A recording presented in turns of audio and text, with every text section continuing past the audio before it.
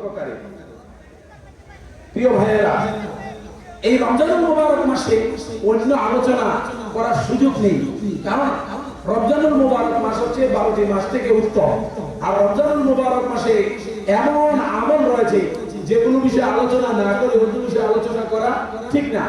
কারণ হচ্ছে রমজানুল মুবারক মাস এই 12টি মাস থেকে শ্রেষ্ঠ। আল্লাহ রাব্বুল আলামিন সূরা বাকারায় বলেন, ইয়া আইয়ুহাল্লাযীনা আমানু কুতিবা আলাইকুমুস সিয়াম কামা কুতিবা আলাল লাযীনা মিন ক্বাবলিকুম লাআল্লাকুম তাত্তাকুন। হে ঈমানদারগণ, তোমাদের উপরে সিয়াম ফরজ করা হয়েছে যেমনই ভাবে তোমাদের পূর্ববর্তীদের উপরে ফরজ করা হয়েছিল, লাআল্লাকুম তাত্তাকুন, যাতে করে তোমরা মুত্তাকি হতে পারো। তাহলে অবশ্যই আমাদেরকে মুত্তাকি হওয়ার জন্য অবশ্যই আমাদেরকে সিয়াম সাধনা করতে হবে। পাশাপাশি রাসূলুল্লাহ সাল্লাল্লাহু আলাইহি ওয়াসাল্লাম 3টি হাদিস বলেছেন।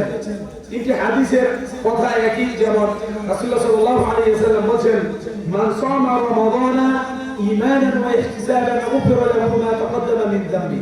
যে ব্যক্তি রমজানের রোজা রাখলো ঈমানের সাথে, সওয়াবের আশায়, গুফিরা লাহু মা তাকদ্দামা মিন যামবি, আল্লাহ রাব্বুল আলামিন তার পিছনের গুনাহকে ক্ষমা করে দিবেন। পাশাপাশি রাসূলুল্লাহ সাল্লাল্লাহু আলাইহি ওয়াসাল্লাম আরো বলেন, মান কামা রমাদানা ঈমানান ওয়া ইহতিসাবান গুফিরা লাহু মা তাকদ্দামা মিন যামবি।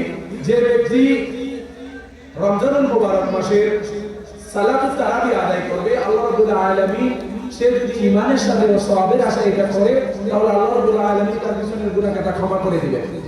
পাশাপাশি রাসূলুল্লাহ সাল্লাল্লাহু আলাইহি ওয়াসাল্লাম বলেন, মান কামা লাইলাতুল কদরি ঈমানান ওয়া ইহতিসাবান। যে ব্যক্তি ঈমানের সাথে ও সওয়াবের আশায় লাইলাতুল কদর তালাশ করবে রমজানুল মুবারক মাসে, অর্থাৎ শেষ দশকে, বিশেষ করে বেজর রজনীগুলোতে 21, 23, 25, 27, 29 এই রজনীগুলোতে যে লাইলাতুল কদর তালাশ করবে, আল্লাহ রাব্বুল আলামিন তারও কি করে দিবেন? গুনাহটাকে ক্ষমা করে দিবেন। আর বেশি বেশি আমরা লাইলাতুল কদরে আল্লাহুম্মা ইন্নাকা আফুউন তুহিব্বুল আফওয়া ফা'ফু আন্নী এই দোয়াগুলো যদি আমরা বেশি করে পড়ি,